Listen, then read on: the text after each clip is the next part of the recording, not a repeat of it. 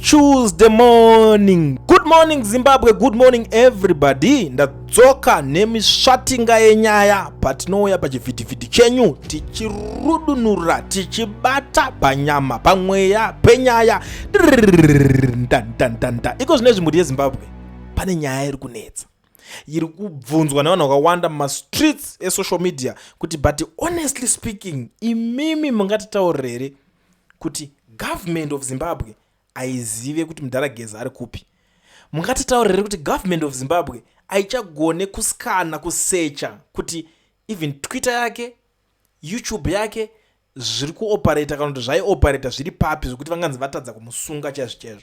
Ivo vakakwanisa kusunga kana kuti kutera munhu akaita saComrade nyoka yemabhunu, vakariska vakaita zvese vakariska zvese zvavanga vanazvo vakamubata easy. Vozotadza iri kubata zita hombe ranga riri pamusoro panyoka yemabhunu, which is mudhara Comrade Bombshell Geza runesu. Why vachitadza kumubata? Inini honestly my understanding zvangu ndakangounderstanda kuti musi unotonzi Mnangagwa asungwa Geza ndo musi waanopabva pachigaro. That's my understanding. I will tell you why. Because Geza has become a symbol of opposition. Mnangagwa's government understands that arresting a popular war veteran figure like Geza, who criticized the president and calls for change, could make him a martyr and boost support for protesters rather than stop them. Arresting him could increase unrest instead of calming it. Saka vakatonototi takatoda kutoti tatobata zvezvo zvokuti iko zvinezvi takutoda so like zvakaita zeta pia katonyora kuti vari kumutsvaga mutudze paari pakanzi paiswa Interpol yaita sei. If you check very well guys, pane a certain video I will cut a clip kana ndikazvifunga zviya zvikandibata I will cut a clip ndodzoka naro panapa ndokuratidzai a small clip rekuti mudhara akati achirekodha akangorega nangocheuka so kuratidza pane zvakaitika, then ndobva vatokata that broadcasting kureva kuti there was something zvatoitika panzvimbo ipapo. Location yanga yatosvikirwa, location yanga yatova compromised kudhara. But why vasina kumusunga? Why vakaramba vakamusiya achiramba achiita zvinhu zvake? Even at first nyaya yakabuda zvikanzi mudhara Geza he was somewhere in Mutare andimazviona, ikazobuda later on zvikanzi no he is not in Mutare, kumutare akatobva achimhanya in South Africa. But kana mimi muchinyatsorangarira mudhara Geza akatogara ataura kuti Mnangagwa knows where I am exactly, asi nyaya kuti anzi anongotya chete igwara. So my reasons are papa anga akati one day and he is allegedly in hiding and hard to find. Honestly police yakatombotsvaga ku police, he is hard to find ku police because police ndo inozongonikirina chino. Like that is the reason why muchiona kuti muZimbabwe kuna munhu anokwanisa kunyatso achiti ari muZimbabwe achicriticize ari muZimbabwe achitinza kucriticize Mnangagwa. Vamwe vadiki ma small fishes ndo pavanobata. That's why Geza akakwanisa kuhide from ma small fishes, but ma big fishes vamwe vanenge vachiziva paari. Hakuna munhu anozongomuti ngenge gozi munozongoti handiti mati muri kumutsvaga tagara tamubata kudhara ende zvinonetsa kuti muzomureleasa mambo ita se mambo mubata. But the police are leading the search, not Mnangagwa directly.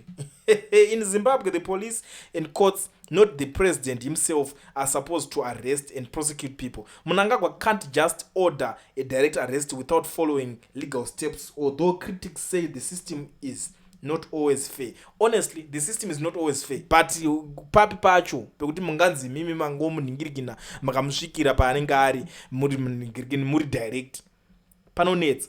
Saka pakuzongoti alright mubate wasi munozonzi kwa mando mubata pachi mege mimi iyo tarisa mabatiro akaitwa president wekunigirikini wekuvenezuela just like that angosvikirwa panga muningiri make ane security yacho wosara kuti avangashaya power rekunzi vanobata nigirikini.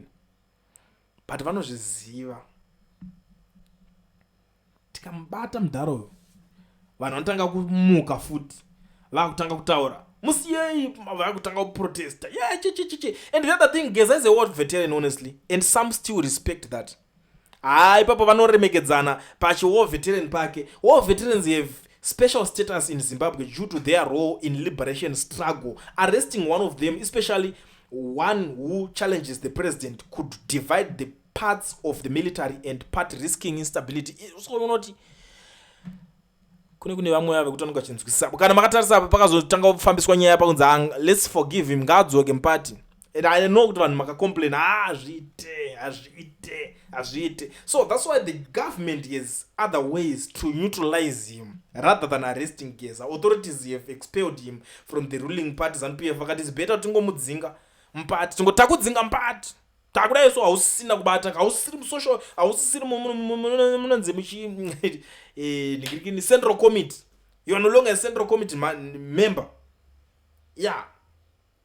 So zvavanongoita kungoti kungomupedza rikatibate majournalists the likes of ananingirikana namuhlanga wangu kana ngonzi mpa yakunokuyo wanga uchimurekodha wakamira mune makutya manje kumurekodha iye abva ngoti saka kumwe kumamedia kuchaendeka umusika gatimbotira. That's why maona pepa vakadatora kumupedza career that way, kumuneutralize that way, kuti osoti mamedia house ese akutoramba kutomutora kuti vamurekodhe vamubroadcast. Vakatochimaster vakatoonera kuti saka tikangodhila navanhu hakusina mwe achati bufu bhozi vanhu muzimbabwe vanoriska manje. Nyaya yecontent egeza ngekatonyanyirwa, vanoriska, vanototi mudhara yatingokurekodha pabva vangobata iye wacho vanotasira kuti batwe. That guy is not an amateur. Akainterviewa vanhu vakawandisa muhistory yepolitics. Their brand ndo inotobata nyaya dzese. Up to now company dzavo dzedze dzinototaura nyaya dzepolitics muzimbabwe vatorimo vachigaremo. But Geza's movement has not triggered massive public support. When Geza called for a large protests, only some people stayed home, not large crowds filling streets or forcing crisis. This makes the government think an arrest might not backfire as badly, but also suggest it's not yet necessary from their point of view. But tingangomutera Geza, tingango. But this one is not fair. Imwe pfungwa iri kubva kune vamwe vanhu kuti Geza is already being condemned politically, because naona imwe inga ichitenderedzwa on social media mudhara uyu manje zvaari kuita izvozvo zvekuti akatoita MP kusanyata hana zvaakaita, but uyu kampumura whatever ari koko ari minister of mines ari kutodevelopa nzvimbo akuta sei, but iye paakanhingirikina ndo imwe nyaya futi yekuti vaakuda kutry kunonhingirina, but that's not the real issue honestly. Mudhara anodzoka zvine power. The court system and police are being used in fact. So far the government has acted by charging others connected to Geza, like journalist Mhlanga. Yes, is issuing police notices from Geza's arrest, but they've succeeded in capturing him, yet meaning a formal arrest still pending due to legal and practical limits. In short, arrest could make him more powerful politically. Geza is not easily to found. Akwanise kuwanika nevanhu vanongobata zvishiri. Anokwa achizikanwa like iye zvakataura nzi Emerson anozapa ndiri. Saka kuti iye wacho abva angomuendera direct. Panonetsa. Vamwe vacho vanenge vachinzi vanokwanisa kunge vachizvinge chivhini chero vakaudzwa kuti vapasvike ipapo anenge ari ma1. But anyways, iyi nyaya yacho inangu chandangotaura njengoti akangobvisa ipapo mawo veteran vakatsvukisa ziso vakangosunga Geza. That's it. Zvimwe zvese izvi tingatoswera tichitendererana. Musi wanongonzi pamungobatwa mawo veterans vakatsvukisa zikuti ayo munhu ndo wedu katakabva tese kunhingirira zvekuti towa criticizedwa. What's that? Ndo vanhu vecho vakarwira nyika vakazodai so cause ndo rimwe certificate hombera kuti vakarwira nyika. Saka the best way zvavangakwanisa kungoita kungomubvisira ma qualifications yake, kungomubvisira ma benefits, I mean kuti uri central committee member wabviswa muzanu-PF wongosara ngonzi wo veteran. The other thing that I'm not sure about, and I'll come back tichizoonesana kuti mudhara Geza akanzi afa nhasi kuti anoiswa paheroes eka here nezvaaita izvi, but ndo magambo akarwa hondoka. What do you think? Tell me what you think in the comment section. Mudhara Geza akanzi afa nhasi anoiswa paheroes eka here. Ndipindure zveso ndisati ndatoita mamwe madhira ndotoningira ndine kwandatotomhanyira. Garai mandipindura ndatogara ndatoona kuti muri kuti kudini nyaya yacho.